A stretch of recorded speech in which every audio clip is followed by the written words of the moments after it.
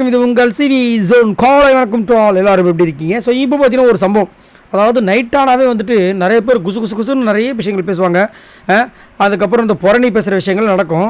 ஆனால் நேற்று ஒரு செம்ம மேட்ரு ஒன்று நடந்துச்சு. என்னன்னா, தர்ஷிகா வந்துட்டு இப்போ ஒரு லவ் கண்டென்ட் ஒன்று ஆரம்பித்தாங்க. அது வந்து கொஞ்சம் கிரிஞ்சாக போயிட்டுருக்கு. இப்போ பிக் பாஸ் என்ன பண்ணிட்டாரு, தர்ஷிகா ஏன் கஷ்டப்படுறீங்க, இந்தாங்க உங்களுக்கு எங்கே வந்து விஜய் விஷால் இருக்காரோ அங்கேயே உங்களுக்கு ஒரு பெட்டு கொடுக்குறேன்னு சொல்லிட்டு அங்கே கொடுத்துட்டார். இப்போ எல்லாரும் ஒன்றா அவங்க வந்து பேசிகிட்டு இருக்காங்க. அப்போ முத்துக்குமார் இந்த பக்கம் இருக்காரு. தர்ஷிகா என்ன பண்ணுறாங்க, நம்ம வந்துட்டு லவ் பண்ணுற ஒரு விஷயம் போயிட்டுருக்கு, இதில் வந்து ராணுவ கோத்து விடலான்னு சொல்லிட்டு ஒரு வேலையை பார்க்க ஆரம்பிக்கிறாங்க.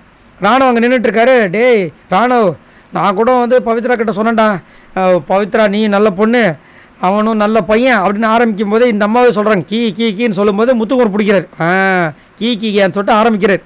என்னென்னா, அவனுக்கு ஒரு வாழ்க்கை கொடு அப்படின்ற போது அந்த அம்மா நாங்கள் பாருங்க, நம்ம மட்டும் மாட்டோம் தனியாக மாட்ட வேண்டாம் அப்படின்னு ஒன்று. அந்த பொண்ணு இல்லை அப்படிலாம் இல்லை, கிளி கேஸில் மாட்டோம், நம்ம மட்டும் தான் மாட்டுவோம், ஒரு ஆள் கூட இருந்துச்சா நல்லாயிருக்கும், நீ பண்ணுற வேலையில் எனக்கு தெரியும் கிளி, நீ எப்போ என்ன வேலை பார்ப்போன்னு எனக்கு தெரியும் கிளி அப்படின்போது அந்த அம்மா மூஞ்சி டக்குன்னு மாறிடுச்சு.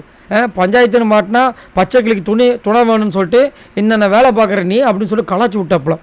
ஏன்னா ஒரு சில பேர் என்ன பண்ணுவாங்கன்னா, என்ன நம்ம மட்டும் தனியாக ஒரு ட்ராக் பண்ணிட்டுருக்கோம், இந்த மாதிரி இன்னொருத்தவங்களும் லவ் பண்ணாங்கன்னா ஏதாவது பிரச்சனை வந்துச்சுன்னா எல்லோரும் சேர்ந்து மாட்டுவாங்களே, நம்ம மட்டும் தனியாக மாட்டிட்டு என்ன பண்ணுறேன்னு சொல்லிட்டு ஒரு வேலையை பண்ணுவாங்க. அதை வந்துட்டு கரெக்டாக ராணுவுக்கு ஒரு இதை போடும்போது, ராணுவ ஏற்கனவே தெளிவாக தான் இருக்கார். ஏன்னா அதை வந்துட்டு பவித்ரா கிட்ட சொல்லும்போதே நம்மளுக்கு தெரிஞ்சிருச்சு. அவர் வந்து இல்லைங்க நான் ஃபுல்லாக ஃபன்னுக்காக ஒரு கண்டனுக்காக தாங்க பண்ணேன், நீங்கள் எதுவும் சீரியஸாக எடுத்துக்காதீங்க அப்படின்னு அவர் ரொம்ப தெளிவாக இருக்கார். ஆனாலும் தர்ஷிகா வந்து ஒரு விஷயத்தை போட்டாங்க, இவர் போட்டு வெளுத்து விட்டாப்புல. பாவம் அவங்களுக்கு ரொம்ப அசிங்கமாக போச்சு. இதில் வேறு கூட வர சாச்சனா பார்த்துட்ருக்கு. இப்போ எனக்கு தெரிஞ்சு இவர் பேசி முடிச்சிட்டாரா, எனக்கு தெரிஞ்சு நைட்டு போய் பேசுகிறாங்கன்னா சாச்சனா வந்து முத்துக்குமாரை பற்றி தர்ஷிகா கிட்ட சொன்னாலும் சொல்லுவாங்க.